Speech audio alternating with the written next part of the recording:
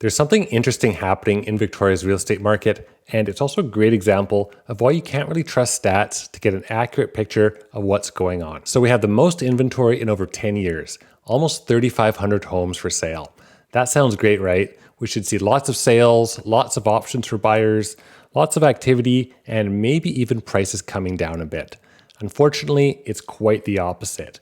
We have the lowest number of properties changing hands in over 10 years. Why are these two stats at odds? Why the contradiction? I think it's because a lot of homes for sale in Victoria right now are either overpriced or just plain awful. I showed 40 homes last week, and myself and my buyers were surprised to see that at least over 15 of them were vacant. Largely, they're investors trying to cash out, time capsule estate sales, failed flips, or pre-sale condos that were overpaid for. Whatever the reason, all the sellers seem to be stubbornly holding on to peak 2021 prices, almost like they missed their exit to sell but won't admit it. And what's interesting is that they all seem to be just fine leaving the properties to sit on the market, gather dust, and add to that ballooning inventory. There doesn't seem to be a sense of urgency or feeling that lowball offers need to be accepted. Many of the listings get canceled, relisted, or rented out rather than sold at a big discount. And I can't really blame them either. Victoria has proved time and time again that if you wait long enough, we'll get another big run up in prices. And in some cases, like estate sales, it's really only a once in a lifetime opportunity, once in a lifetime to collect on that nest egg and sell for the family. There is, however, still an active market in Victoria if a property is desirable and the seller is realistic with the price and motivated to sell as well. I'm going to share two examples of properties that my buyers were involved with to highlight what's actually moving out there. First, a multiple offer situation in Saanich near Mount Doug. This was a beautifully updated single family home, original owner asking $1.5 million. 2 offers came in total, and my clients won it for just $16,000 over ask. The takeaway on this one is that's a pretty small amount over ask, and we still got a full 5 business days for conditions. I've seen at least a dozen or so other single-family homes throughout Victoria, all end up in multiple offers, but they still sell within about 5% or less over asking price and with full conditions. I helped another buyer get a condo downtown at 989 Johnson.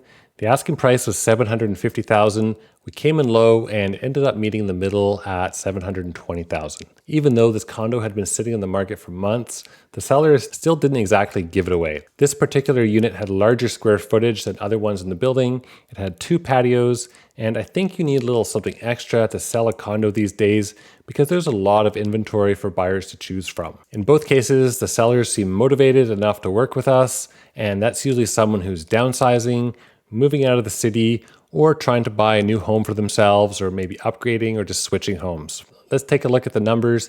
The total amount of sales are down, 661 sales in June, pretty similar pattern to last year, but a lot less than 2022 and 2021. Just not that much activity out there. Looking at inventory levels, the highest in over 10 years, and as I mentioned, it's a lot of stagnant and overpriced stock that's inflating this number. Median home prices are strong and up a bit overall. If you dial it down and look at certain segments or neighborhoods, like Gordon Head, for example, it's going to show you a different picture than what you might see out on the West Shore. The median condo price is also showing up as well, but I don't think that's giving the full picture of what I'm seeing out there in the condo market. There's a lot of units just sitting there not selling. These units aren't being registered in the stats.